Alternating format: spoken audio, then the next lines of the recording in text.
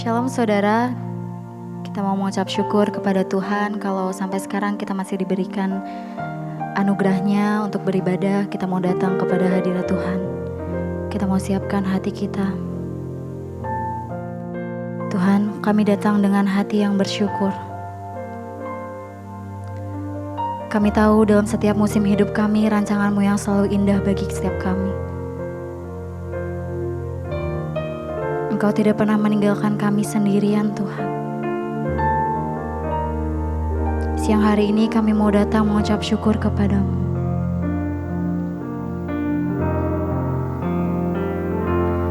Ku mengucap syukur dan mengucap syukur selalu, Tuhan.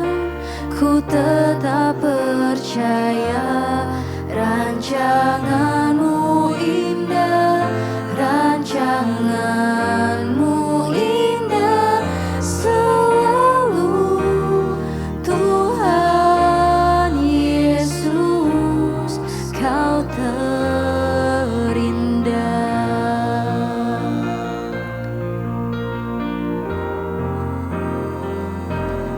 Ku mengucap syukur dan mengucap syukur selalu, Tuhan. Kami mau tetap percaya, rancangan-Mu indah, rancangan-Mu indah selalu, Tuhan Yesus, Kau terindah.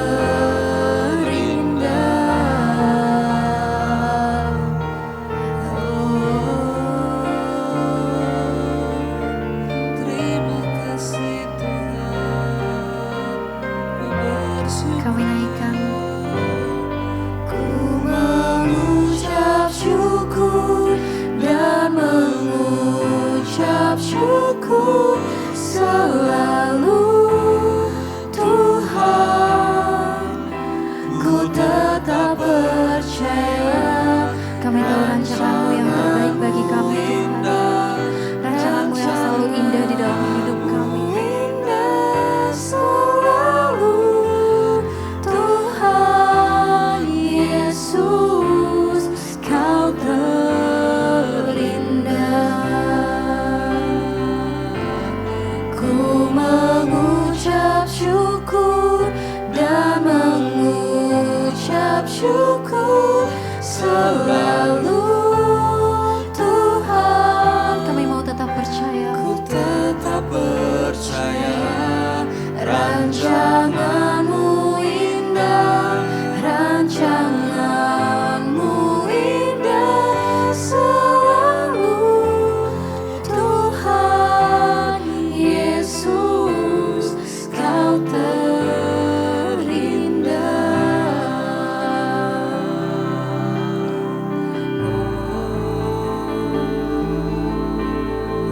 Tuhan, Engkaulah kekuatan kami. Bahkan di saat kami lemah, kami tahu Engkau yang menopang hidup kami. Engkau tempat perlindungan kami, Tuhan. Engkau perisai dan penolong kami yang setia.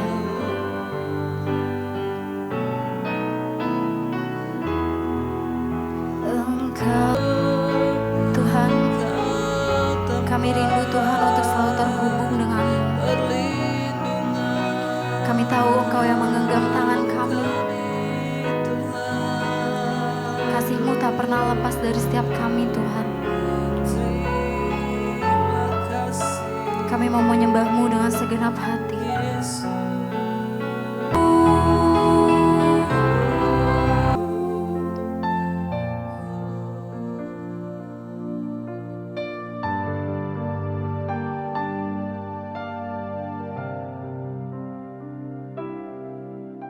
Engkau pengharapan bagi jiwa kami. Tidak ada satupun yang dari dunia ini yang sanggup memberi kami kekuatan selain dalam hadirat-Mu ya Tuhan, selain dalam kediaman-Mu ya Tuhan. Karena itu kami cintakan kediaman-Mu Bapa. Kami perlu Tuhan lebih lagi hari-hari ini. Kami perlu hadirat-Mu lebih lagi di hari-hari terakhir ini Tuhan. Karena itu terus berbicara bagi kami, terus tegur kami, terus nasihati kami, terus bawa kami Tuhan ke dalam hadirat-Mu Tuhan. Bawa kami terus dalam kediaman-Mu ya Bapa. Terima kasih Tuhan. Urapi setiap kami, urapi hamba-Mu yang tidak ada apa-apanya. Berbicara bagi kami dan sampaikan firman-Mu bagi kami Tuhan. Dan buat kami mengerti apa yang Tuhan mau, bukan apa yang kami mau hari-hari ini. Terima kasih, kami buka hati bagi firman-Mu di dalam nama Tuhan Yesus. Sama-sama katakan amin. Tepuk tangan sorak-sorai buat Tuhan saudara. Silahkan duduk Bapak Ibu, puji Tuhan. Berapa banyak yang merasakan hadirat Tuhan hari ini, ya. Dan itulah yang kita perlukan hari ini adalah hadirat Tuhan, lebih dari kekayaan, lebih dari semua harta. Hadirat Tuhan itu yang kita perlu hari-hari ini saudara. Karena itu jangan pernah jauh dari Tuhan, jangan pernah tinggalkan Tuhan, ya. Dan kita terus berdoa biar hari-hari ini kemuliaan Tuhan terus Tuhan nyatakan. Bapak Ibu, di tengah keadaan zaman yang semakin tidak menentu hari-hari ini, dan firman Tuhan memang berkata bahwa di hari-hari yang terakhir itu akan datang masa yang sukar. Kalau kita melihat berita hari-hari ini tuh, aduh rasanya bikin stres saudara. Benar nggak? Kita buka berita hari-hari ini, saya tuh kalau scroll media sosial, ditemukan mayat di kamar kos, mukanya dilakban. Saya scroll ke bawah, seorang siswi 16 tahun bunuh diri, gantung diri di kamar kos karena hamil dan pacarnya tidak bertanggung jawab. Kemarin saya baca berita di Bekasi, satu keluarga dibunuh oleh keponakannya sendiri yang datang malam itu nginep di rumahnya. Lagi tidur malam dia pukul dengan linggis 4 orang, ayah, ibu, anak 2 mati dibunuh. Dan ketika ditanya kenapa kamu membunuh mereka, saya iri, mereka lebih kaya dari saya. Dan itu jawaban yang sangat simpel dan tidak ada air mata. Kita buka berita sekarang, saudara lihat keadaan, buka berita krisis yang akan datang, buka berita ramalan gempa bumi yang akan terjadi. Buka berita perusahaan ini tutup, 100.000 karyawan dipecat. Dan banyak orang pengangguran. Hari-hari ini tuh kalau kita nggak menjaga jiwa kita bisa stres loh. Dan banyak orang akan murtad dan meninggalkan Tuhan. Karena itu Yesus berkata di akhir zaman akan banyak kemurtatan saudara. Dan mari kita berjaga-jaga. Hari ini saya akan sampaikan tentang tema ketenangan jiwa. Kenapa saudara? Karena ini kita butuhkan lebih daripada uang. Biar orang punya uang. Kalau jiwanya itu tertekan, gak tenang, itu bahaya. Kita buka dulu Pengkhotbah pasal yang keempat. Ya, Pengkhotbah pasal 4.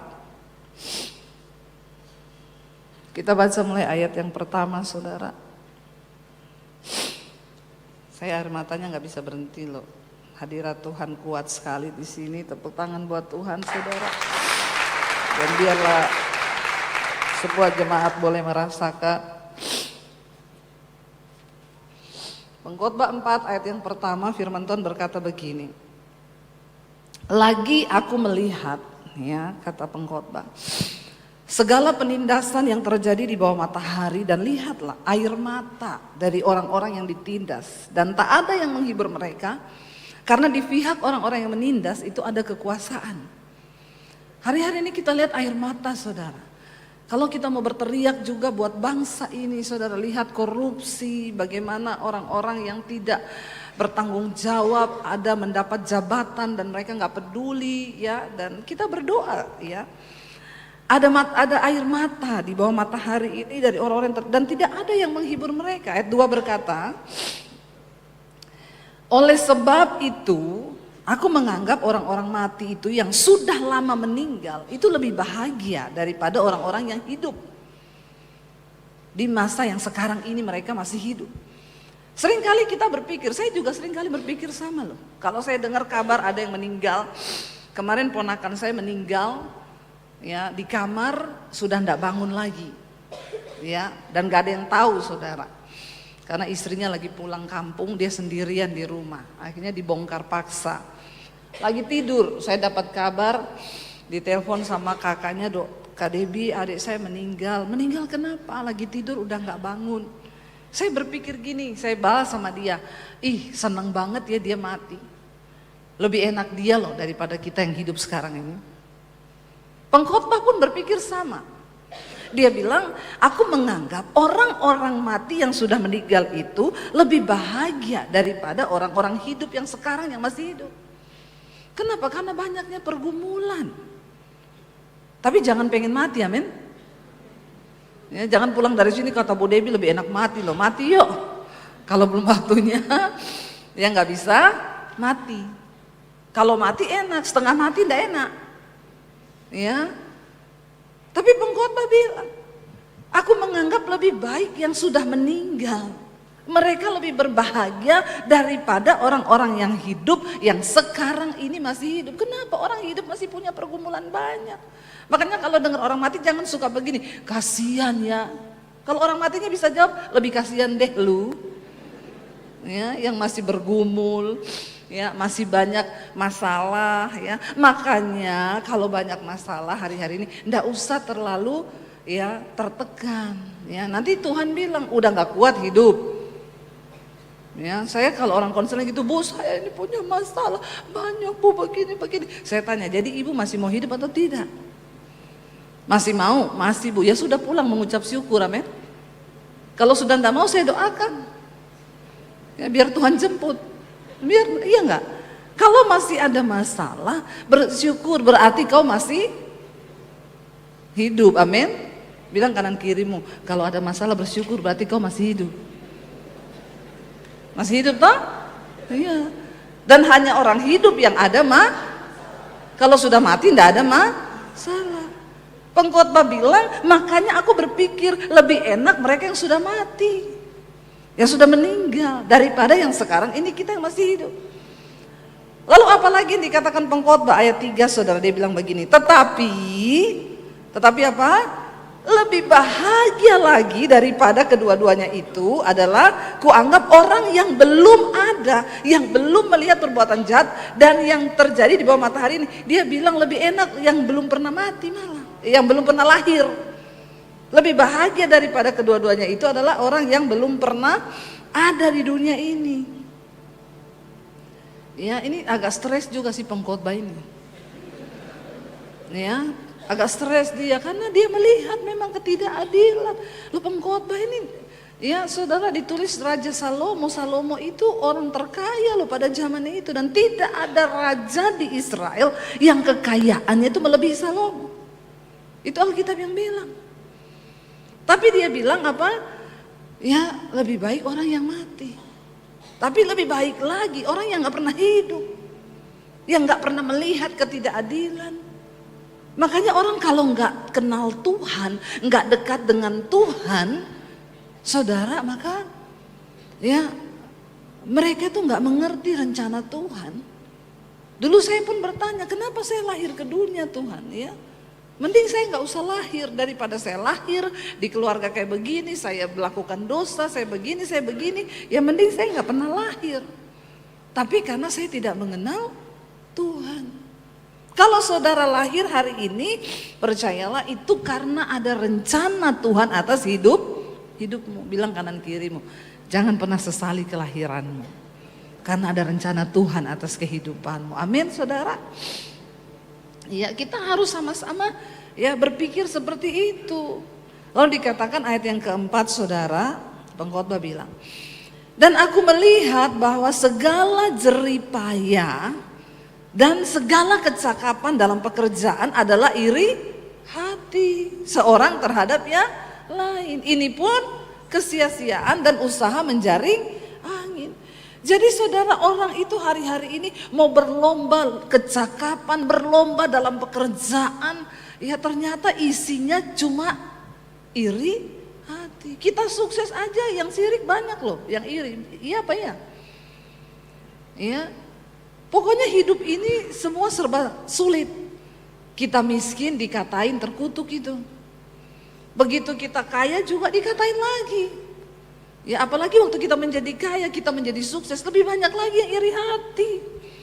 Jadi pengkhotbah bilang, aku melihat manusia itu menambah kecakapan, pendidikan, pekerjaannya makin hebat. Semuanya itu dia bilang, ya pekerjaan itu adalah iri hati seorang terhadap yang lain. Kalau sudah bicara tentang iri hati ini susah saudara. Ya, dan tapi inilah hidup toh. Ini yang ada di dunia. Ya, dan kadang-kadang yang iri itu memang orang-orang yang dekat dengan kita. Nggak mungkin tukang sayur iri sama saudara toh. Nggak mungkin. Yang kemarin pembunuhan satu keluarga ponakannya loh. Datang bertamu ke rumahnya, malam itu disuguhkan makanan. Mereka tertawa bersama di meja makan, dikasih makan, dikasih ini. Tiba-tiba paginya ditemukan meninggal satu keluarga, dipukul pakai linggis saudara. Kan orang nggak tahu hatinya. Ternyata dia datang disambut dengan kasih, tapi balasannya dan iri hati itu menggerakkan dia. Dan dia sanggup melakukan sesuatu yang di luar nalar manusia. Dia membunuh satu keluarga itu digerakkan oleh iri hati loh. Mengerikan zaman sekarang ini memang. Ya. Tapi pengkhotbah bilang itu semua adalah kesia-siaan dan usaha menjaring angin. Mau seberapapun kekayaan yang kita bisa miliki, ya kalau kita ini hidup nggak takut Tuhan, nggak dekat Tuhan, tidak mencintai kediaman Tuhan, ya percuma. Dan ayat 5 berkata begini, orang yang bodoh melipat tangannya dan memakan dagingnya sendiri. Akhirnya orang-orang bodoh berpikir, ya ngapain juga saya sibuk-sibuk mau gini di dunia ini mengejar gini. Ya dia memilih melipat tangan terus ya sudah makan diri sendiri. Ya, terkubur dalam kekecewaannya, dalam sakit hatinya, dalam tekanannya. Tapi kita nggak boleh seperti itu. Apapun persoalan yang kita hadapi di dunia ini, jangan pernah engkau hanya melipat tangan dan akhirnya memakan dagingmu sendiri. Ya, itu namanya tindakan bunuh diri, terpuruk dalam keadaan, dalam tertekan. Dan ayat yang ke-6 pengkhotbah bilang begini apa saudara? Baca bersama dengan suara keras. Segenggam ketenangan lebih baik daripada 2 genggam jerih payah dan usaha menjaring angin. Dari semua yang ada dalam manusia, dalam hidup ini, dalam dunia ini, ternyata yang terbaik itu adalah pengkhotbah berkata, segenggam ketenangan, gak usah bicara yang banyak, segenggam aja. Ya, segenggam. Kalau sekarang kan orang bilang, iya, kamu itu kerja terus sibuk. Iya, bekerja untuk segenggam apa orang-orang sekarang bilang? Ya saya sih banting tulang demi segenggam berlian toh. Salah. Berlian tuh nggak bikin kau tenang, malah tambah stres. Orang kalau punya banyak berlian stres enggak? Stres, mau simpen di mana? Iya enggak? Benar nggak bapak-bapak ibu-ibu? Ya, punya berlian sih bingung loh. Ya. Sampai ada orang kaya berliannya jatuh, dia buang sampah di apartemen tuh kan tinggi ya, begitu dibuang jatuh ke bawah kan, kebuang berliannya. Turun dia ke tempat sampah bawah, dibongkar itu sampah yang bau busuk untuk mencari satu berlian, belum segenggam itu, cuma kecil begini saudara. Soalnya mahal sekali tuh Bu, harganya ratusan juta. Ya. Nggak ketemu, stres dia. Saya bilang, Bu, kalau beli berlian hatinya harus siap kehilangan Amin saudara. Kau boleh beli sesuatu, tapi kalau kau kehilangan itu biarin aja, nggak usah stres. Amin. Kok nggak ada amin? Ini yang bikin jemaat stres. Nggak siap hilang berlian tapi beli. Ada seorang ibu saudara konseling sama saya, Bu Debbie saya mau konseling Bu, saya stres sampai enggak bisa tidur berhari-hari. Kenapa? Teman-temanku bilang berlianku palsu. Saya bilang, Ibu enggak ada masalah yang lebih berat Ibu. Cuma gara-gara temanmu bilang berlianmu palsu, iya saya enggak bisa tidur Bu. Karena dia merasa dia beli itu miliaran. Tapi teman-teman bergosip itu berliannya palsu. Dia sakit hati, dia stres. Saya bilang, ibu mending gak usah pakai berlian yang asli, pakai yang palsu aja bu. Jadi kalau dibilang palsu memang inilah hidup manusia kan. Stres gak manusia itu saudara? Punya berlian juga stres. Kalau hatimu itu ndak siap, kalau jiwamu itu sakit, sampai dia cari pembuktian saudara. Tapi Bu Dewi saya cari pembuktian. Tuhan kasih saya hikmat. Tuhan kasih dia hikmat katanya. Untuk membuktikan bahwa berlian itu asli.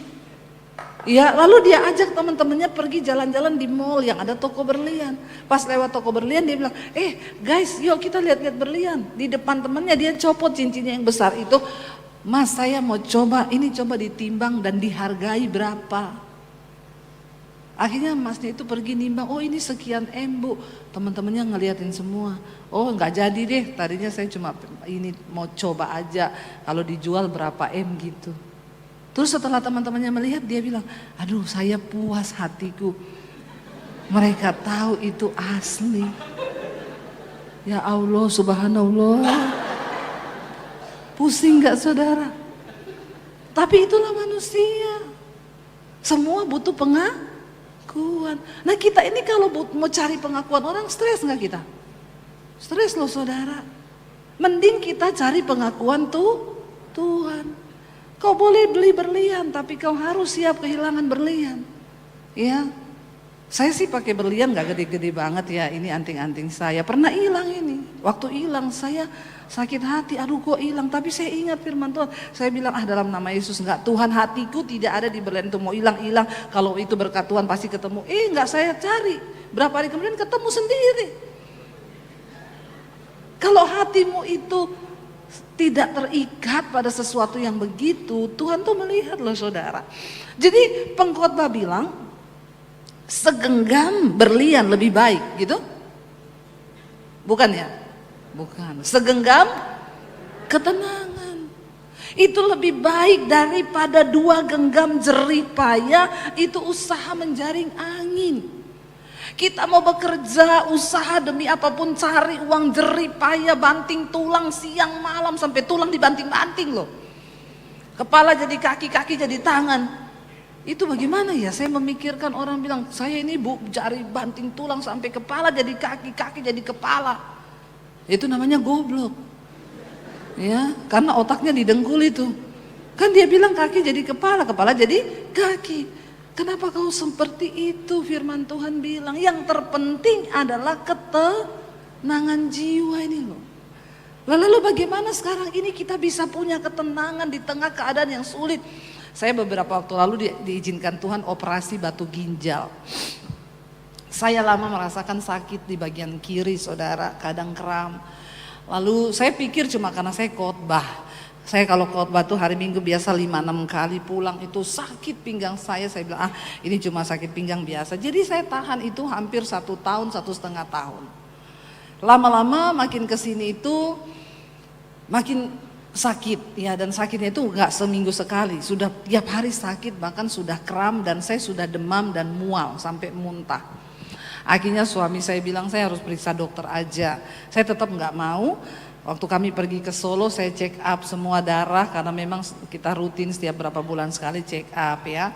Check up itu ya bukan untuk bikin hati senang lah, untuk kita ini jaga-jaga ada remnya ya. Kalau kolesterolnya naik makannya dikurangi, amin. Ya itu bukan untuk umur panjang. Walaupun kau habis check up, kalau Tuhan panggil mati, mati kau. Ya EDD mati mitawa ya. Jadi jangan mau kodong kau sombong ya. Karena biar kau hasil check upmu bagus, ya kalau hari itu kau mau dipanggil nih, ya jadi ndak usah sombong. Ya kita itu cek cuma buat jaga-jaga aja. Oh kalau kolesterol naik, kita kan ndak mau jadi pendeta asam urat toh, mau khotbah begini ke mimbar, karena kebodohan. Ya jadi diaturlah pola makan dijaga, bukan untuk umur panjang, untuk hidup sehat. Saudara gym boleh, tapi itu bukan umur panjang loh. Karena umur itu di tangan Tuhan. Itu nggak akan menambah umur panjang. Saya bantah, ada satu quotes terkenal di Instagram, dia tulis begini, 1 jam Anda berolahraga menambah umur 5 menit. Wih, langsung saya masuk, dia quotes terkenal saudara. Langsung saya komen di situ, maaf ya, Anda menyalahi takdir Tuhan. Karena umur itu di tangan Tuhan. Buktinya salah satu gym terkenal, atlet olahraga gym terkenal, mati di tempat gym ketiban alat berat. Masih muda, belum 40, matinya ketiban alat gym. Ya enggak? Ya, itu dia olahraga sudah berapa tahun itu? Harusnya menambah umur berapa lama itu? Ya, jangan takabur saya bilang. Kau nge-gym bagus supaya tubuhmu sehat, tapi umur itu tetap di tangan Tuhan. Kepleset di kamar mandi bisa mati. Ada orang yang sudah asam urat, ya udah kolesterolnya tinggi, stroke, enggak mati-mati. Ada saudara, ada. Ya, saya baru merenung tadi malam, mikirin ponakan saya itu, enggak sakit, enggak apa, enggak pernah ada riwayat sakit, tiba-tiba dapat kabar mati. Dan saya flashback, ada salah satu juga saudara saya sudah kena kanker usus, yang satu juga sudah masuk luar rumah sakit, udah kurus kering, sampai sekarang enggak mati loh. Ini yang sehat mati. Jadi jangan takabur dengan hidup ini, karena hidup ini adalah di tangan Tuhan. Lalu ketika saya cek, orang di kliniknya itu yang kebetulan juga jemaat Misbah Doa di YouTube saya, dia bilang, "Bu, saya dengar ibu sering sakit pinggang, kenapa nggak sekalian di USG? Siapa tahu ketahuan ada apa." Oh ya udahlah, coba. Begitu di USG dia bilang, dokternya bilang, "Loh, ini ginjal ibu sebelah kiri ini mengecil loh 3 cm. Yang kanan ini 11 cm normal, tapi ini tinggal 8 cm. Ya, waduh, kenapa itu dok? Ini saluran uterusnya ini membengkak loh Bu. Saluran kemih ibu membengkak. Sudah 2 kali lipat loh gedenya. Ini pasti ada yang menyumbat di bawah, tapi di USG enggak bisa kelihatan. Jadi ibu harus CT scan ini. Cepet ya Bu, biar ketahuan apa itu yang menyumbat. Tapi ini ginjalnya sudah terendam air dan ini warnanya sudah kabur. Yang sebelah kanan bagus." Saudara dengar gitu stres nggak? Enggak ya? Luar biasa jemaat di sini ya, biasa aja dengar gitu ya. Saya stres loh waktu itu, saya pendeta loh, saya stres loh. Karena pendeta juga punya rasa, punya hati. Jangan samakan dengan pisau belati. Ya sering kali orang pikir, pendeta kuat, dia apa-apa kuat. Jangan salah loh saudara. Saudara kalau ada masalah enak konseling sama Pak Yusa. Lah kalau Pak Yusa ada masalah konseling sama siapa?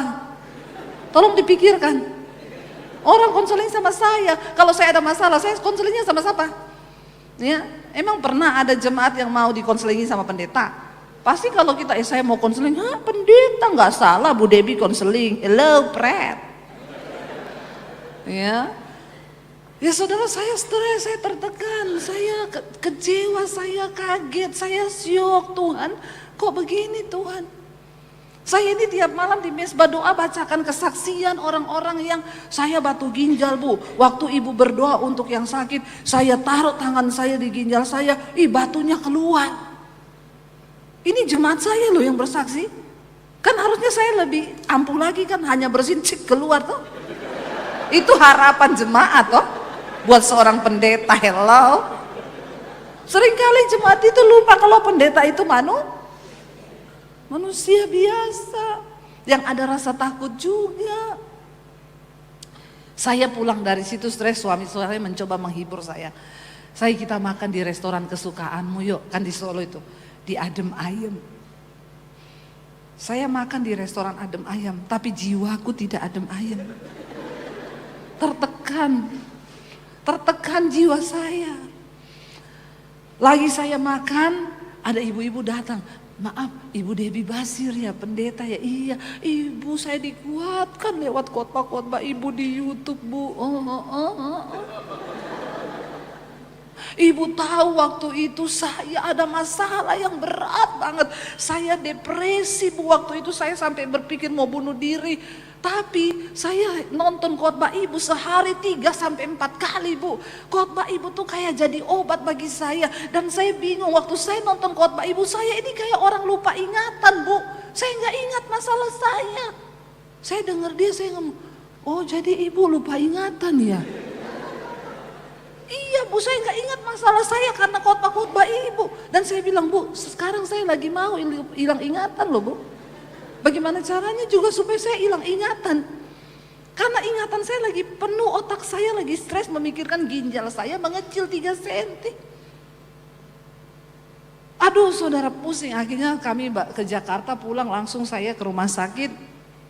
Di check up semua, dokter bilang, Bu, ini batu ginjal. Turun sampai ke saluran kemih ibu, di bawah menyumbat saluran kemih ibu. Batunya ini 2,5 cm. Saya bingung, ibu masih bertahan. Ini proses jatuhnya batu itu nggak 1-2 hari loh. Itu bulanan bisa tahunan. Dia turun dari ginjal ini ke sini sedikit. Dan itu sakitnya ampun-ampun Bu. Ada orang yang sampai pingsan-pingsan. Lah ibu kok biasa aja? Iya Dok, soalnya kalau saya cuma gini, dalam nama Yesus. Kan pendeta tuh.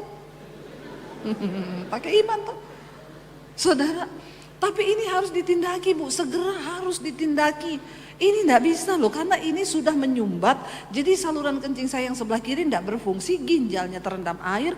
Ini dibiarin terus busuk lama-lama ginjal itu, makanya dia mulai mengecil. Waduh, jadi Dok gimana? Ya harus dioperasi. Dengar kata operasi makin deg-degan saya saudara. Karena puji Tuhan saya ini sampai 50 tahun enggak pernah injak-injak rumah sakit. Saya termasuk Lolita, lolos 50 tahun. Lah terus tiba-tiba saudara dibilang operasi. Ya, saya sudah stres memikirkan, jadi begini, nanti diambil batu ginjalnya lalu dipasang selang dari ginjal ibu dibawa ke pembuangan sini biar cairannya itu bisa dibuang Bu. Sama serpihan-serpihannya juga nanti jatuh. Bayangkan saya harus pakai selang di dalam ginjal, enggak kelihatan Bu di dalam. Tapi kan kalau dokter ngomong gitu takut enggak saudara? Takut. Saya ngantri ambil hasil CT scan saudara. Nunggu di situ ada ibu-ibu datang. Ibu Debbie Basir ya? Iya Bu. Aduh ibu, saya mau berterima kasih sama ibu. Khotbah-khotbah ibu memberi kekuatan kepada saya. Ibu emang sakit apa? Saya juga lagi nunggu hasil CT scan. Ibu sakit apa? Tumor batang otak Bu. Oh, terus ini mau dioperasi? Iya, yang ketiga. Jadi ibu sudah operasi? Iya, setiap tahun saya operasi tumor batang otak. Karena tumor saya ini melekat di batang otak, dokter nggak berani ambil semua. Jadi tiap tahun dia tumbuh lagi, operasi lagi, ambil lagi. Kalau diambil semua, dokter takut saya mati atau saya gila. Terus, tapi khotbah-khotbah ibu menguatkan saya Bu. Saya jadi nggak takut mati. Dalam hati saya lagi ketakutan ibu. Saya buka ini kartunya pendeta ya saudara. Supaya saudara tahu bahwa kita ini hanya manusia biasa. Saya enggak malu kok. Saudara mau unsubscribe juga silakan kok. Benar, saya cerita badannya. Saya bergumul. Tapi ketika ibu itu cerita begitu, saya nangis Tuhan. Saya ini enggak ada apa-apanya. Saya tanya ibu, kenapa ibu begitu percaya diri dan ibu begitu kuat? Lah kan ibu sering khotbah, mati hidup di tangan Tuhan. Kalau sudah waktunya mati, ya itu kan sebuah keuntungan Bu. Dalam hati saya ternyata banyak jemaat yang imannya lebih luar biasa dari pendeta memang. Tapi saya nggak mau ketinggalan. Tuhan, orang mendengar khotbah saya, mereka dikuatkan. Masa saya nggak kuat hari ini? Oke Tuhan, saya kuat Tuhan. Masuk rumah sakit saudara. Begitu masuk rumah sakit ditensi lah. Tensi saya itu berapa hari lalu 110/80. Waktu masuk di rumah sakit 155 terus. Per 90. Dokter bilang, ibu ada darah tinggi? Kagak Dok, saya ini darah rendah terus. Kenapa tinggi? Dokter nggak tahu ya, orang kalau di rumah sakit stres Dok. Stres. Ya, pertama mau masuk meja operasi, kedua mikirin bayarnya Dok. Iya, stres. Udah bunyinya ratusan juta gitu, stres kita. Nggak turun-turun tensi saya, saudara. Akhirnya malam-malam tuh saya sering baca kesaksian orang, Bu, saya ketika masuk meja operasi, saya ketakutan, tapi malam itu saya dengar mesbah doa ibu, saya ikut penyembahan, jiwa saya tenang. Saya praktekkan, saudara. Memang waktu itu saya sudah tengking, kan karena beberapa orang bilang ini, Bu, ibu kan hamba Tuhan. Doa, Bu, batunya keluar sendiri. Dokter bilang tidak mungkin karena sudah 2,5 senti. Tapi kan bagi Tuhan tidak ada yang tidak mungkin toh. Ada yang bersaksi lagi, saya cuma minum Batugin, Bu, bisa sembuh. Saudara tahu saya minum itu Batugin 2 botol. Lambung saya kena, kesakitan saya. Saya sudah tengking, saya nggak mau operasi awalnya. Saya tengking, saya doa, saya gini. Tiba-tiba Tuhan ngomong sama saya, kamu harus masuk di meja operasi. Supaya kamu bisa merasakan. Karena bagi Tuhan melakukan mujizat itu mudah. Tapi justru mujizat terbesar waktu kamu bisa mengalami meja operasi dan kamu bisa mengalahkan ketakutanmu dan kamu bisa melihat di situ tangan Tuhan bekerja sekalipun engkau berjalan dalam lembah kekelaman, tapi Dia Tuhan yang tidak pernah meninggalkanmu. Karena tadinya saya hampir kecewa. Saya baca kesaksian tiap malam, yang pasang ring, sudah dokter pindah 5 rumah sakit, dokter bilang ibu harus tetap pasang, semua 5 rumah sakit berkata begitu. Waktu dia doa penyembahan, clear, periksa besok semua rumah sakit bilang kok hilang sumbatannya. Nah kita ini pendeta, kita kan berharap jemaat kalau dapat kesaksian gitu kan seneng tau. Tapi ternyata kan saudara, Tuhan tidak hanya mengizinkan yang begitu-begitu. Bukan berarti waktu kau harus ada di meja operasi, Tuhan tidak ada di sana. Justru orang-orang yang mengalami Tuhan di masa sulit, mereka tetap apakah orang benar nggak akan lewati lembah kekelaman? Ya, pemazmur berkata, justru dalam lembah kekelaman, aku tidak peduli itu lembah apa, sekalipun harus berjalan dalam lembah kekelamanku tidak takut, sebab aku percaya penyertaan Tuhan ada beserta denganku. Dan itu mujizat yang lebih besar daripada hanya sekedar hilang batu ginjalmu. Amin, saudara. Karena tuh pilot hebat, kenapa dia bisa disebut pilot hebat?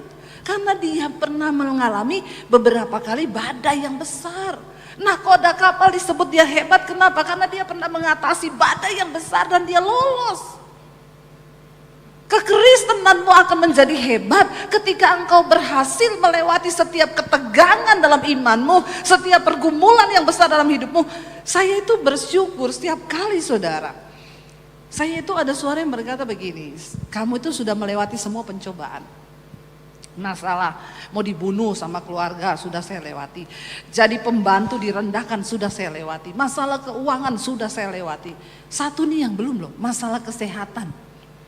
Berhadapan dengan rumah sakit. Ternyata itu tidak mudah loh saudara, memang benar. Jadi saya bisa merasakan ketika orang-orang itu bersaksi berkata, Bu, di meja operasi saya tegang, saya takut, saya stres, saya tertekan jiwa saya.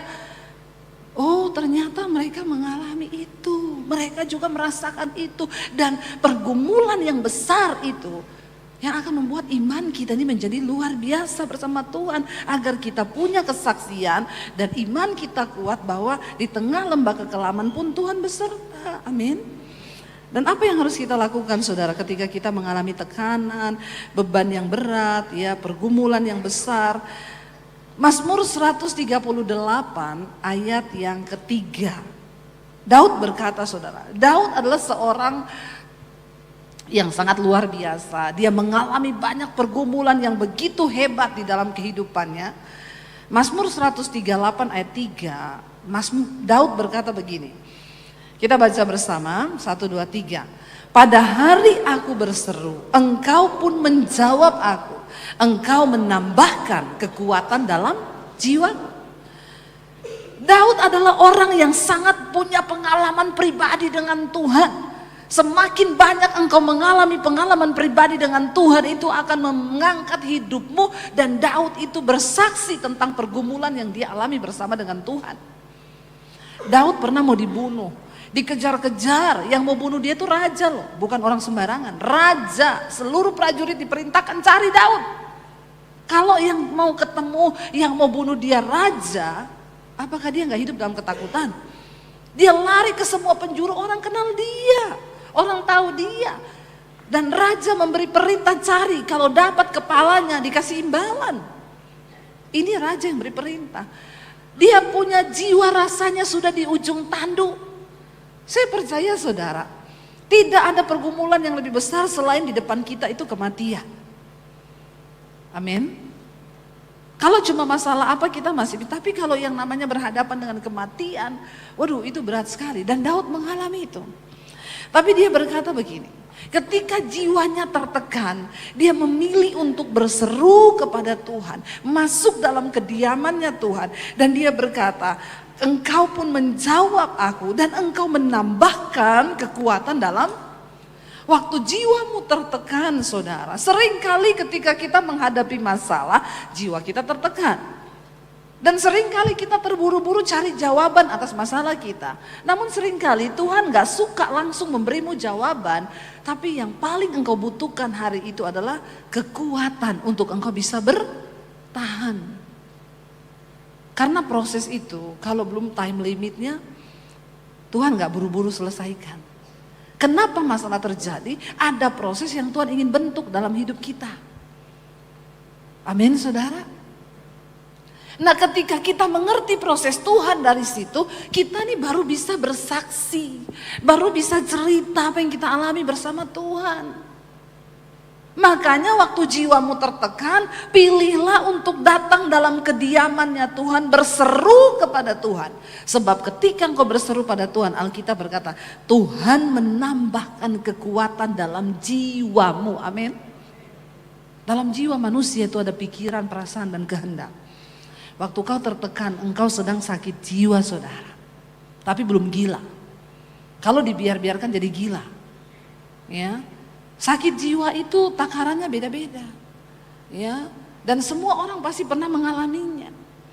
Rumah tangga bisa hancur kalau ada pasangan yang sakit jiwa. Sakit jiwa tuh bukan kalau gila itu lari-lari di jalan itu udah korsleting. Ya, tapi itu diawali dari depresi, tekanan jiwa yang begitu berat. Dan salah satu jawaban yang paling nomor satu itu dikatakan firman Tuhan bilang, ya Daud berkata, pada hari aku berseru, engkau menjawab aku dan engkau menambahkan kekuatan dalam jiwaku. Mazmur ini Daud sedang berkata, tali-tali maut begitu dekat dengan aku, rasanya mau mati. Tapi dia bilang dia memilih untuk berseru kepada Tuhan.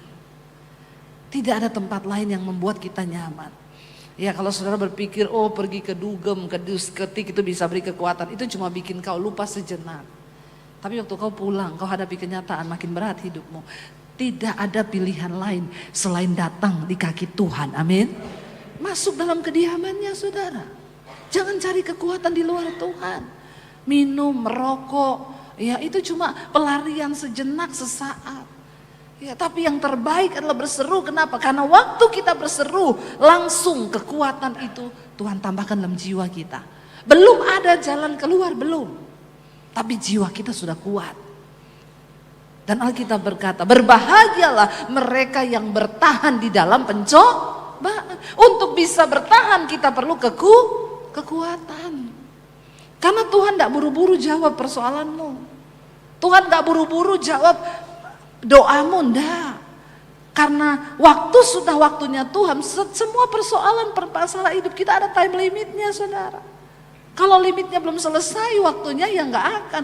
Tapi yang kita butuhkan adalah kekuatan dalam jiwa kita. Ya, yang kedua saudara, pemazmur berkata begini, Mazmur 116 ayat 7. Waktu jiwamu tertekan, apa yang harus kau lakukan? Mazmur 116 ayat 7 kita baca bersama. 1, 2, 3. Kembalilah tenang hai jiwaku, sebab Tuhan telah berbuat baik kepadamu. Saudara harus perkatakan kepada jiwamu sendiri. Ya, hai jiwaku kembalilah tenang, jadilah tenang hai jiwaku, sebab Tuhan itu telah berbuat baik. Ingat kebaikan Tuhan waktu kita sedang terpuruk. Ingat kebaikan Tuhan dalam hidup kita. Sekali dua kali itu bukan hanya satu dua kali, tapi kebaikan Tuhan sampai hari ini kita masih hidup, itu kebaikan Tuhan. Makanya ketika jiwamu tertekan, perkatakan saudara kepada jiwamu, ya, jadilah tenang, kembalilah tenang hai jiwaku, sebab Tuhan telah berbuat baik. Jangan biarkan jiwamu tertekan, perintahkan saudara. Kita ini akan mengalami depresi, tertekan, tekanan itu dari berbagai hal. Ya, ada orang sirik aja sama kita, keluarga atau orang lain yang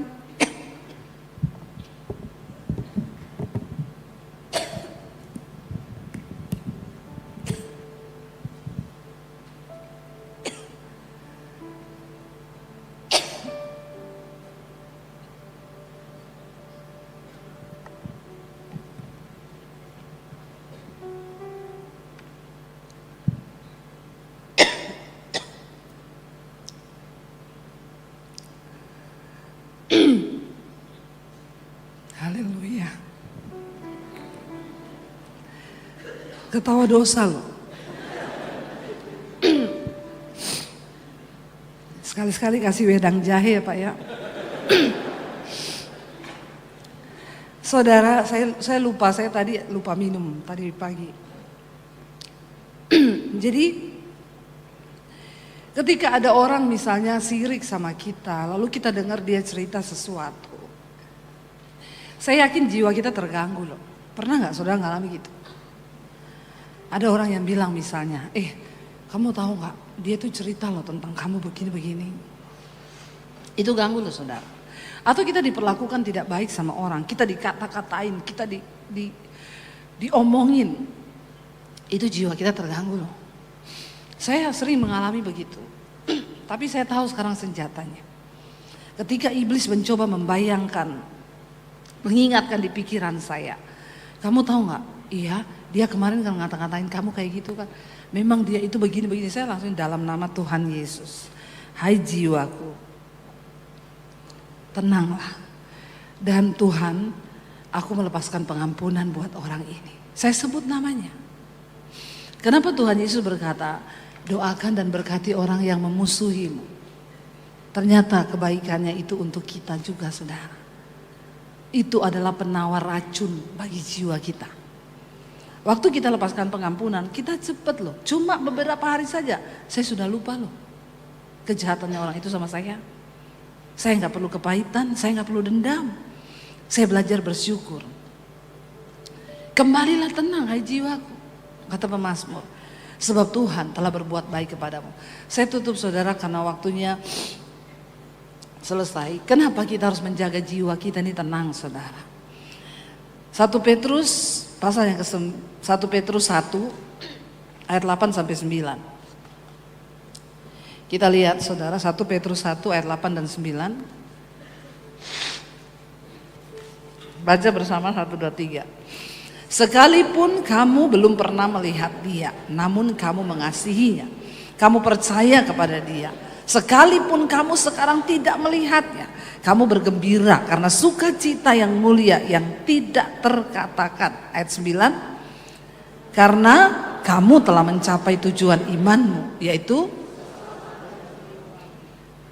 tujuan kita beriman ternyata untuk mencapai keselamatan jiwa. Waktu nanti Tuhan datang, yang akan dihakimi itu apa saudara? Kalau orang mati, tubuhnya dikubur, tubuhnya kembali menjadi tanah. Roh kembali kepada Bapa yang mengaruniakannya. Tapi jiwa kita yang akan dihakimi. Kenapa kita perlu jaga jiwa kita? Karena Yesus berkata begini, jangan kamu takut kepada manusia yang hanya sanggup membunuh tubuhmu, tapi tidak berkuasa membunuh jiwamu. Tapi takutlah kepada Allah Bapa yang berkuasa membunuh tubuhmu dan jiwamu di dalam neraka. Kita yang kita perlu jaga itu jiwa, pikiran, perasaan dan kehendak. Dan firman ini berkata, Sekalipun kita belum pernah melihat dia, namun kita mengasihi Tuhan. Orang-orang yang sudah mencapai tujuan imannya, yaitu keselamatan jiwa, dia bisa mengasihi Tuhan sekalipun kita belum pernah melihat Tuhan, namun kita mengasihinya, kita percaya kepada Tuhan. Sekalipun sekarang ini kita tidak melihat Tuhan, tapi kita bergembira dan bersuka cita yang mulia yang tidak terkatakan. Kenapa saudara itu bisa terjadi? Ayat 9 berkata, karena kamu telah mencapai tujuan imanmu, yaitu keselamatan jiwamu. Tujuan kita beriman itu agar Tuhan sudah kasih kita keselamatan lewat darahnya yang kudus. Tapi untuk urusan jiwa ini kitalah yang harus menjaga. Kenapa kita harus beriman terus kepada Tuhan? Ya, karena tujuan dari kita beriman itu adalah supaya jiwa kita ini diselamatkan. Kita sudah menerima keselamatan dari Tuhan. Makanya saudara perlu ke gereja, beribadah, dengar firman, supaya jiwamu itu tetap terjaga di dalam keselamatan. Ya, jadi kita tahu sekarang betapa pentingnya waktu kita mati yang akan dihakimi jiwa. Makanya Alkitab selalu berkata tidak dibilang selamatkanlah orang, tapi selamatkan jiwa. Ya, satu jiwa berharga bagi Tuhan. Nah, jiwa itu apa? Pikiran, perasaan, dan kehendak. Tubuh memang mati, tapi roh dari Allah memberi kehidupan. Supaya jiwa kita selamat, kita perlu beriman kepada Tuhan. Roh yang memberi kehidupan itu. Waktu kita mengerti sekarang, saya berdoa tidak ada lagi jemaat di sini yang sakit jiwa. Ya, bilang kanan kirimu, jangan sakit jiwa loh kau. Karena tujuan kita beriman ini supaya jiwa ini selamat loh. Waktu Tuhan datang, jiwa kita ini terpelihara dalam iman kepada Tuhan. Nah, saudara bisa bayangkan orang-orang di luar sana yang gak percaya Tuhan. Makanya banyak yang sakit jiwa. Saudara marah-marah itu sudah sakit jiwa level 1. Benar, tersinggung itu juga sakit jiwa. Tapi levelnya masih rendah. Lah mulai meningkat nanti sakit jiwa. Jiwa ini bisa terluka, bisa apa, bisa gini, bisa gitu saudara.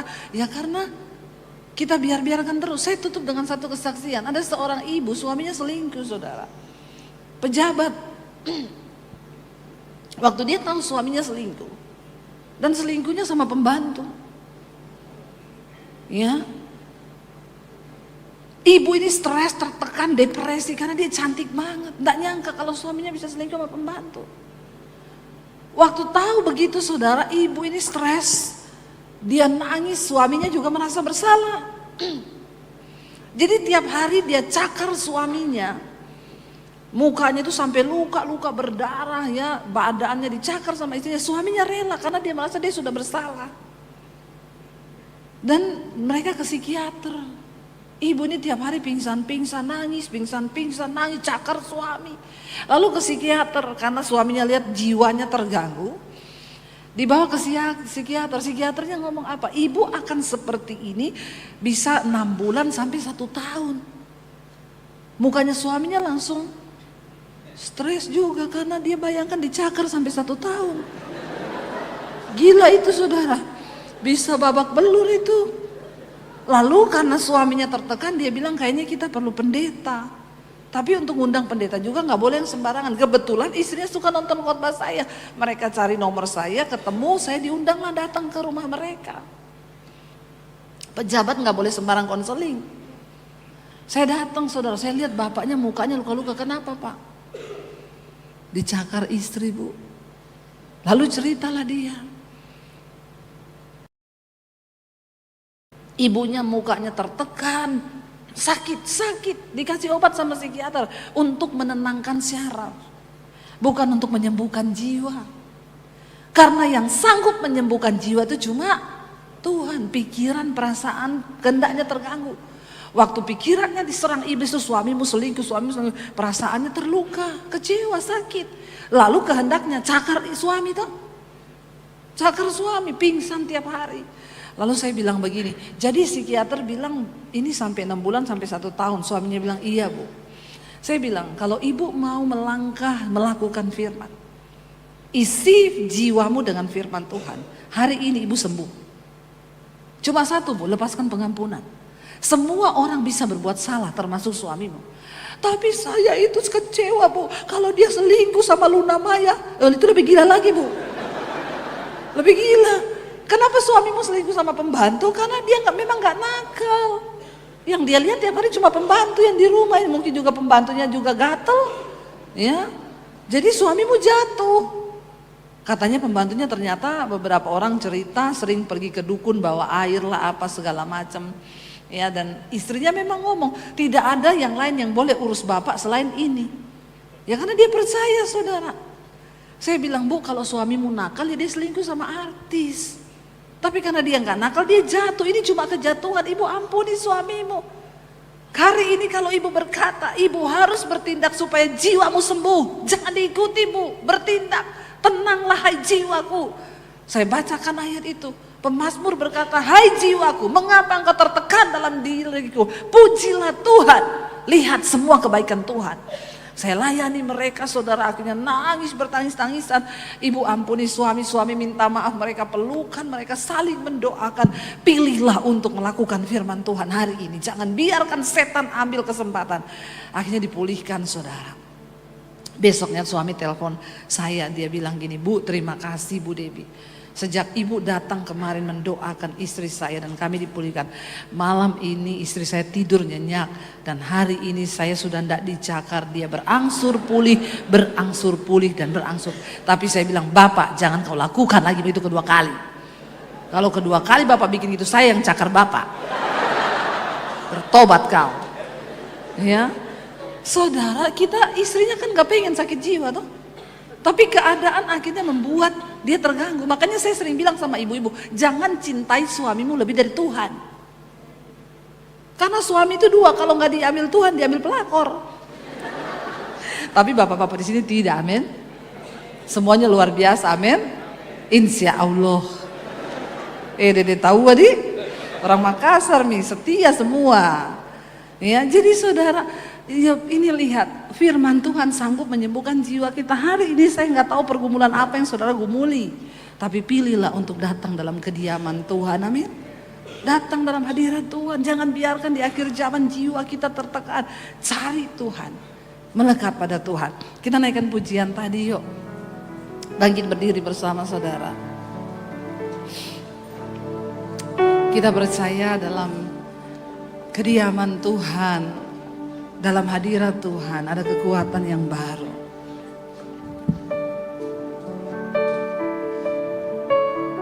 Terima kasih Tuhan.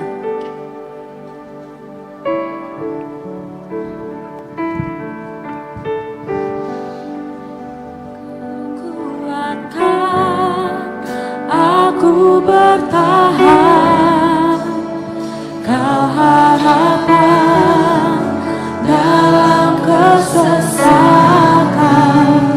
kau buktikan kesetiaan-Mu Tuhan, Engkau Allah Immanuel. Kau kuatkan, kami bertahan di dalam Engkau Tuhan. Yes, Kau harapan dalam kesesakan, kau buktikan kesetiaan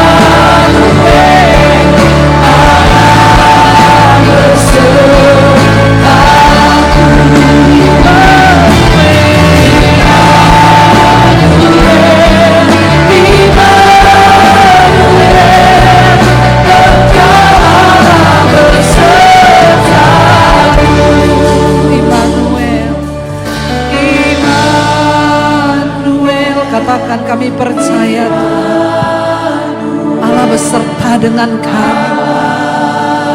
Dan penyertaan-Mu itu cukup bagi kami Tuhan. Immanuel, Immanuel, Engkau Allah beserta. Kau kuatkan aku bertahan, Kau kuatkan aku bertahan. Kau harapan dalam kesesatan, Kau buktikan kesetiaan-Mu Tuhan. Engkau Allah Immanuel. Biar jemaat saja angkat tanganmu, angkat imanmu. Kau kuatkan. Katakan di hadapan Tuhan, Engkau kekuatan kami untuk bertahan Tuhan. Engkau harapan dalam kesesakan, dalam tekanan jiwa yang kami alami hari-hari ini. Engkau membuktikan kesetiaan-Mu Tuhan. Engkau Allah Immanuel yang menyertai kami. Amin Yesus. Biar jemaat saja katakan Immanuel. Immanuel. Imani saudara. Katakan dengan iman, Allah beserta dengan kita. Dia sanggup memberi kekuatan bagi setiap yang lemah hari ini. Immanuel, Immanuel, Immanuel.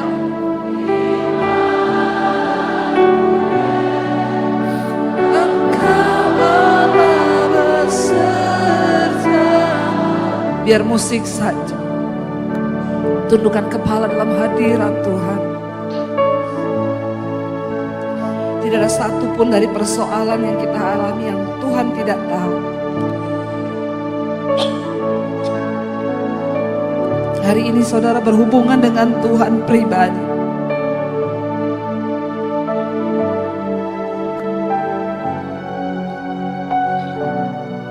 Datang pada Tuhan saudara.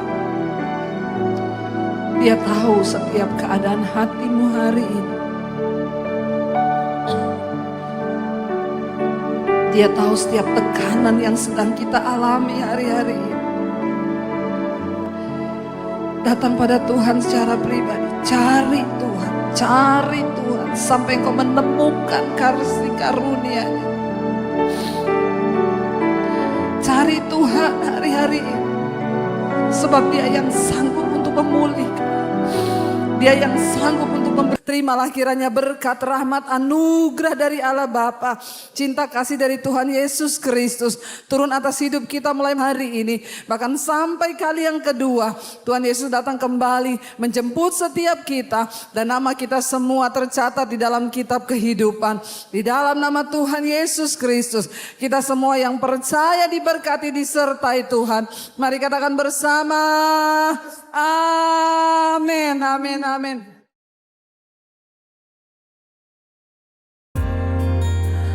Kau yang pegang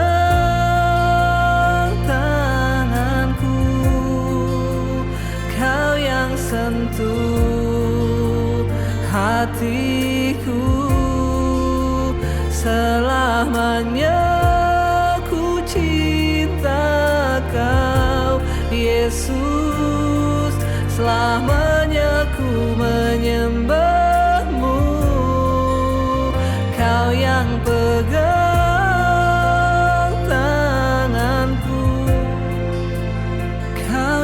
sentuh hatiku. Selamanya ku cinta Kau Yesus.